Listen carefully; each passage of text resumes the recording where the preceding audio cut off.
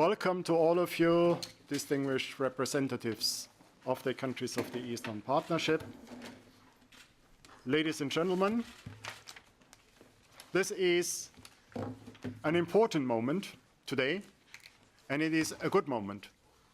And I'm happy and proud to be here to open this event, which marks the launch of the compendium of energy policy reviews of the countries in the Eastern Partnership, in the Caucasus and Central Asia, which has been carried out by the International Energy Agency with the support of the European Union through the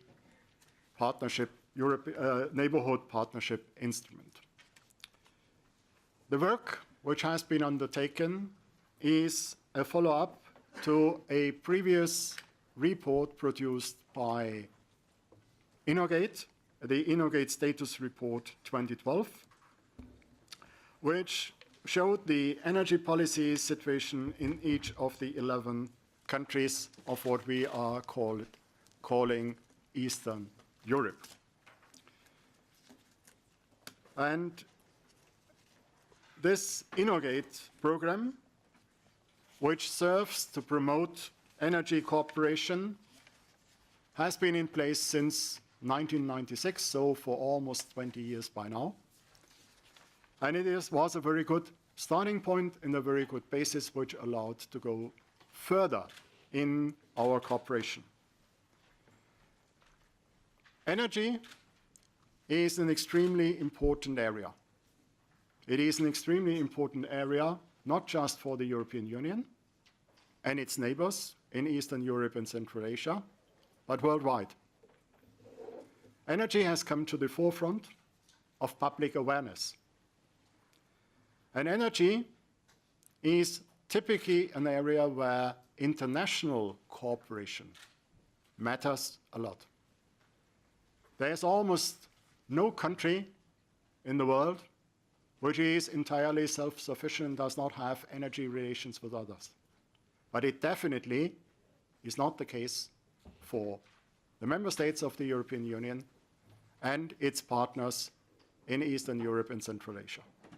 We have an enormous amount of ties and links between us.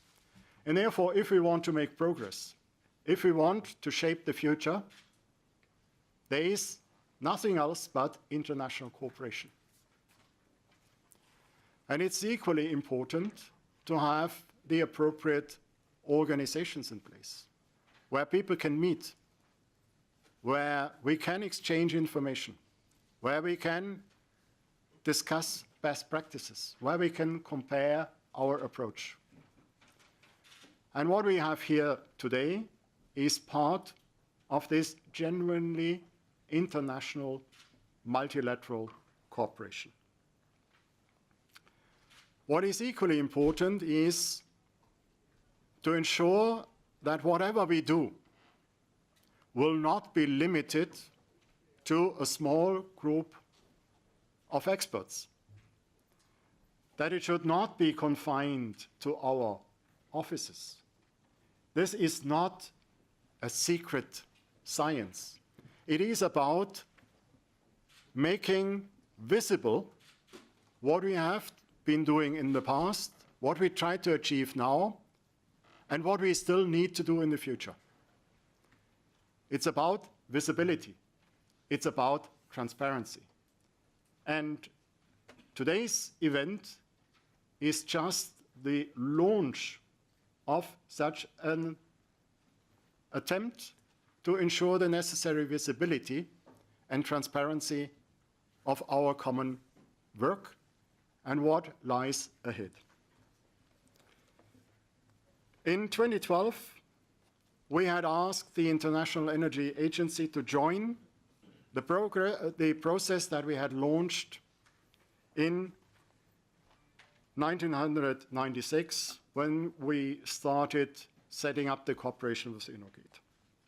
And we have asked to take the lead we have asked the International Energy Agency to take the lead with the partner countries and the INOGATE Technical Secretariat to produce a compendium of energy policy reviews for the 11 countries: Armenia, Azerbaijan, Belarus, Georgia, Moldova, Kazakhstan, Kyrgyzstan, Tajikistan, Turkmenistan, Ukraine, and Uzbekistan.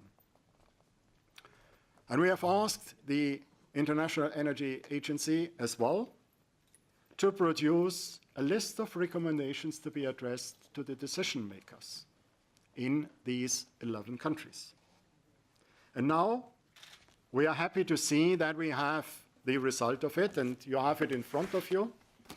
It is a very impressive compilation of data, facts, and recommendations.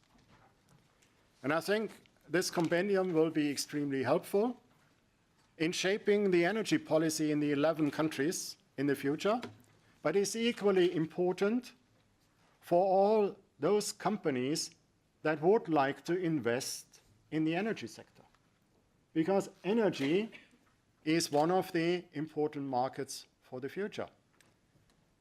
The situation of the energy market determines, to a large extent, the competitivity of the economies. There is a high potential in there, and like in politics, for private investments as well, what is important is to have a reliable databases. We frequently refer to the fact that there should be informed decision-making, or that the policymakers should base their decisions on evidence, not on gut feelings, not on wishes and hopes, but on facts and figures. And we need to have facts and figures produced by those who really are experts in that field, and therefore we are happy that we had this program together. Just one final remark. I think this report comes at a very good moment, because it comes when we just launched the review of the European Neighbourhood Policy, where energy will be one of the key elements. As you might be aware, the European Union, the External Action Service, and the European Commission have together launched the reflection on how we should shape our relations with the neighboring countries over the next years to come. We have launched a public debate which is open for contribution to everybody until the end of June. And we would, of course, hope that many of you who have equally a word to say in how we should shape these relations might contribute to this review. But now I already said energy and energy policy is a very important area for our relations between the European Union and the countries in Eastern Europe and Central Asia. But of course we have within the European Union one very important partner, which is the Commission service, DG Energy, which is much more competent to tell us a little bit more about the future of energy policy, and therefore it's my pleasure now to pass on the floor to Mrs. Mechtel-Wernsdorfer, Director in DG Energy.